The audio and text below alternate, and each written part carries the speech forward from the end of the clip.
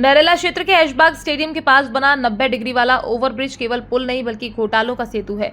Overbridge को लेकर कांग्रेस प्रवक्ता अवनीश बुंदेला ने कहा कि क्षेत्रीय विधायक नेहरू जी की बात करेंगे, कांग्रेस के 50 साल के कार्यकाल की बात करेंगे, पाकिस्तान की सबसे ज्यादा बात करेंगे, लेकिन अपने क्षेत्र में एल आकार का 90 डिग्री का ओवरब्रिज 5 साल में बनकर तैयार हो गया और विधायक जी का ध्यान नहीं गया।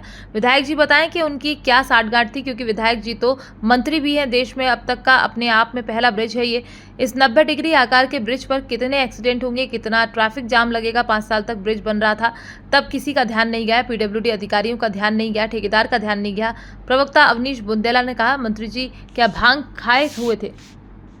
देखिए, नरेला क्षेत्र के जो विधायक जी हैं वो नेहरू जी की बातें करेंगे, कांग्रेस के 50 साल की बातें करेंगे, पूरी दुनिया घूम के आएंगे, ट्रम्प की बात, अमेरिका की, पाकिस्तान की सबसे ज़्यादा बातें करेंगे, लेकिन अपने विधानसभा में एल शेप का 90 डिग्री के कोण का ब्रिज बन गया, 5 साल में बनकर तैयार हुआ और विधायक जी का ध्यान नहीं गया।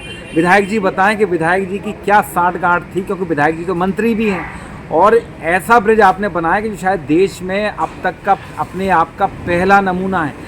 इस ब्रिज पर कितनी दुर्घटनाएं होंगी और कितने सड़क हादसे होंगे, कितना ट्रैफिक जाम लगेगा, ये हम सब समझ सकते हैं। सबसे बड़ी बात कि जब ब्रिज बन रहा था 5 साल तक ना तो मंत्री जी का ध्यान गया, ना विधायक जी का ध्यान गया, ना ही जो पीडब्ल्यूडी के जो प्रमुख अधिकारी उनका ध्यान गया। क्या कारण है?